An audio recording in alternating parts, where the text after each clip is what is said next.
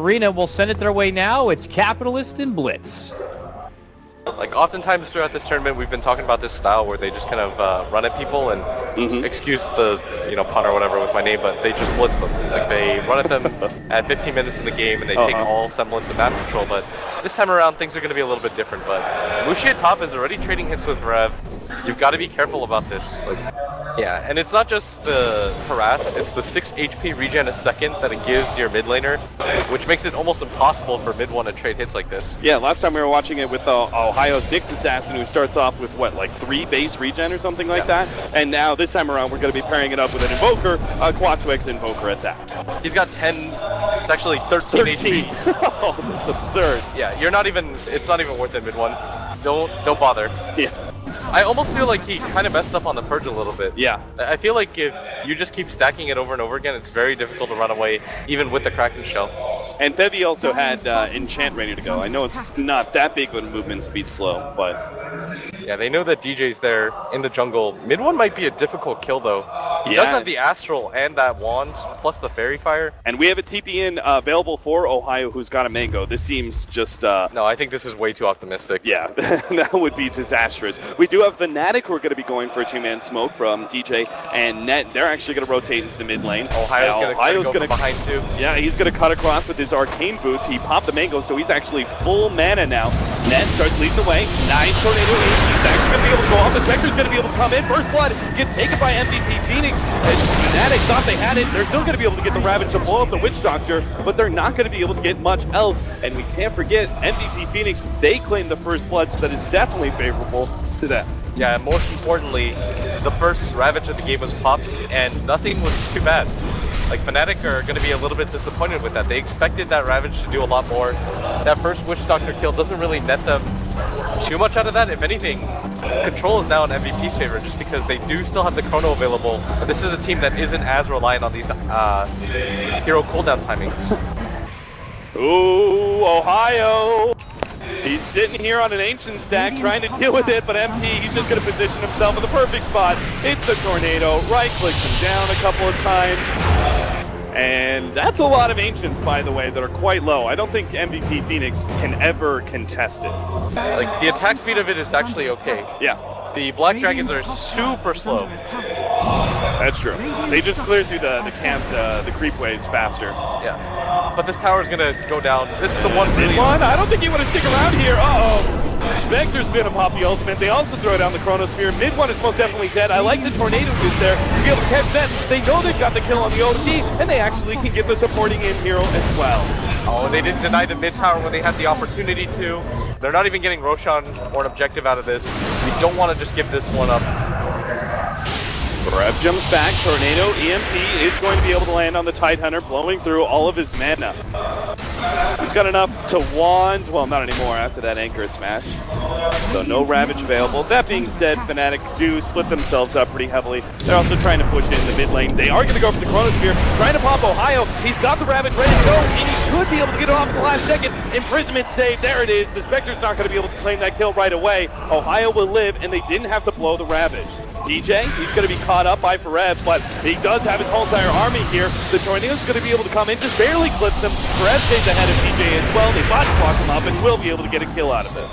Yeah, there's a hasted Spectre running up top, but Fnatic don't want to fight this, and once again, MVP get the better of the trades. They did have to expend the Chrono, but Ohio... But that's well worth it, right? If you can actually force Fnatic on the defensive and not let them set the pace of this game, you're winning as MVP.Pheonix. Yeah. And I think MVP out of all the teams here have shown like how to play against the Tidehunter. Just constantly keep him off balance, force him to use the Ravage defensively, and not for these critical tower pushes. As Fnatic, they're still going to rely pretty heavily on Mushi to just get a lot of farm. He's got 1,500 gold, and they're at a decent pace.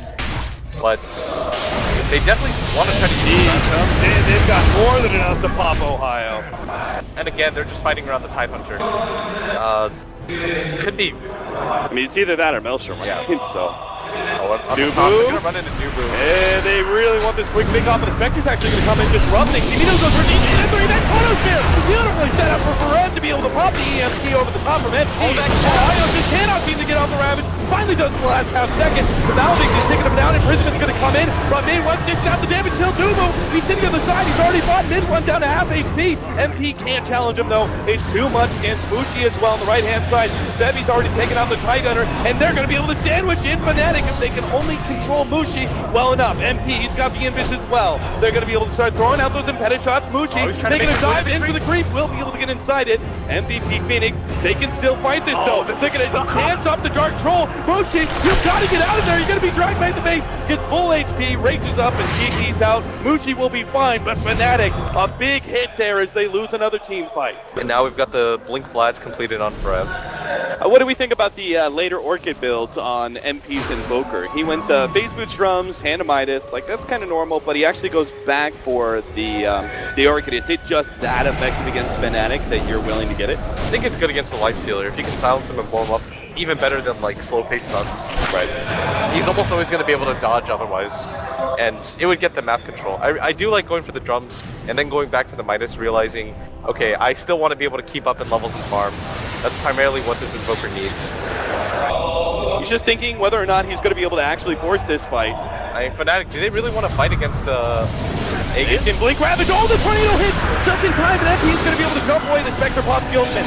Spectre in the back line starts going in for death, but there's a 3-man Chronosphere. Varad finds his opening, taking the Vegetable Spirit on the edge line. QO to be able to get him. The Ravage goes down now, but Varad actually gets blown up already, and QO has no more mana. The Life Steal on the other side, he's actually pushing back MVP.Pheonix. Somehow Fnatic managed to recover from that initiation. MP runs into mid one. He's already down to half HP. He's got to be careful as that heal's not going to come in fast. MP, he's too close. There goes the Aegis. He's going to be surrounded by Fnatic. Really be able to get out in life number 2. He's going to be slowed down. He's just getting blown up instantly with the Desolator as well as pure damage from the OD. Fortunately, the Invis is going to allow him to escape as that casket proves to be an annoying force against Fnatic. They finally get the Ravage that they're looking for, and despite MVP having a lot of the advantages like the Aegis and that 4-man Chrono, they just didn't have the damage to back it up.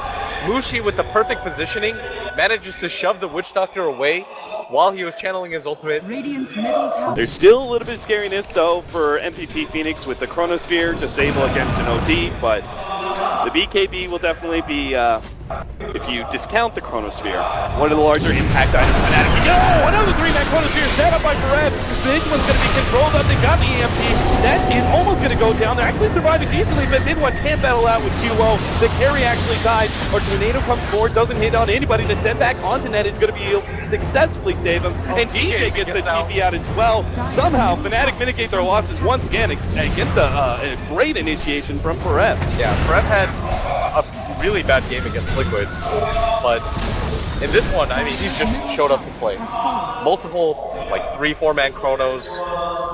No, he wanted to redeem himself, and so far he's done it, but Fnatic, they're on the offensive. They still almost have the BKB on mid one, and we have seen what their potential fights can look like if they can get a clean Ravage off. And they do have the positioning to be able to set this one up. Ohio has smoked up with Life Stealer inside of him. He actually knows that MVP.Pheonix are going to be sitting on the side. He gets a 3-man Ravage. Sets up, and he'll go into MP. They're going to be able to pop him immediately. Fatty's not going to last long either, as Mushi's raid allows him to ignore that untoucher all he wants. The swap back in. Forev, he's going to be caught out as well. That's going to be 3 down. Fnatic find the fight, take the tier 1, and will push forward for a tier 2. And that's exactly what we were looking for. Even though Fnatic are down in golden, maybe this isn't where their lineup wanted to be. Look at them go. All they needed was that clean Ravage. And they got the most important hero, the Invoker. This is a hero that can defend himself, especially when you bring Detection along. You see the commitment as Zed has one, even Mushi spot does. And this is going to be a pretty big push for them as they knock down both mid towers. They're going to go for the high ground here. Nobody from MVP wants to commit the buyback. The Desolator allows them to rip through this tower so quickly with the help of the 10 Priest. Unless the Spirit Aura. Oh no, this could be a full later Rax here. Spectre's going to pop the ultimate. Paralyzing cast, bounces out. Spectre bounces back and forth. The Witch Doctor throws out the ultimate.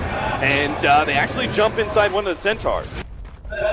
Still, they've got a ward down in the base. They can see what MVP decided to do after. MVP are immediately going to smoke up. They want to go for this Roach fight, but Fnatic have everything available. Mid one could get the BKB off.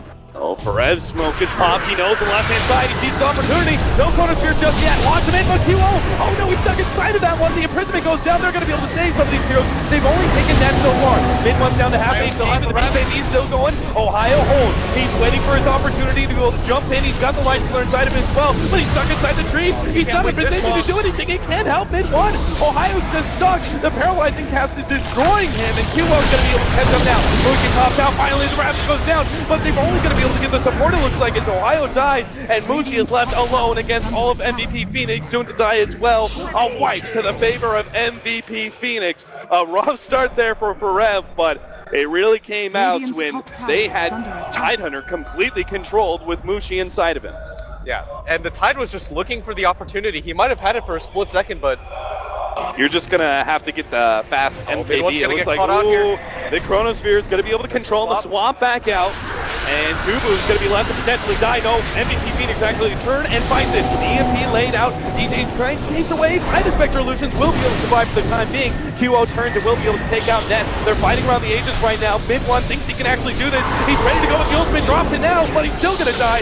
QO, he's not going to be able to get away. Loses that Aegis, but Mushi has no way out of this one. He's been silenced up, not going to be able to invest at all, and the burst damage will pop up. Another wipe for MVP.Pheonix. Yeah, they fight around the fact that they know the Ravage is down. They've got the Aegis on QO. That's all it's going to take for them to take that fight. MP scouting around, and Fnatic are immediately going to go for a smoke with the Ravage up. They know that they're in a pretty bad spot. They want to be the ones to start the fight. They know that's when they were the most successful. Rev is isolated. They're going to blow the Ravage just on hand and pop. That's a lot committed. The Spectre throws down the ultimate. It's actually going to try and chase down Net. This is still a fight that Fnatic can will. Spectre Reality's back out though, and is unable to get the Spectre Illusion. Still though, the paralyzing cast is actually stalling up Fnatic's retreat. They get the swap back, Net fights it, and mid one is going to be sent back to base. The two supports will die in order to save the life of mid one. Yeah. And they had to expend the Ravage just for the Void, hoping that maybe somebody was behind him. They know that Forev has a BKB as well, so they had to take that one quickly. Unfortunately, they still don't have their OD ultimate either, so they're missing both their team fight ults as MVP.Pheonix going to be able to grasp Mega Creeps at this point. Styles up. Forev looks for the Chronosphere. He's going to be able to catch soon. They immediately start going for mid one and should be able to burst him down inside of this Chronosphere. Barely gets off the imprisonment in time. Ohio and Mushi are in the middle of things trying to fight up against Forev, but he's going to be able to time walk all that out. Ohio's going to be dying to the Enchantress. Meanwhile, again, the paralyzing cast is just destroying Fnatic in these small engagements. And sure enough, MVP.Pheonix, they take game number one against Fnatic. Yeah, their map control around the mid game, despite not having the best start in the laning phase, like it was pretty even. They just outmaneuvered Fnatic, and Fnatic did have bright spots. There was an opportunity for them to even take the first racks of the game, which is absurd, but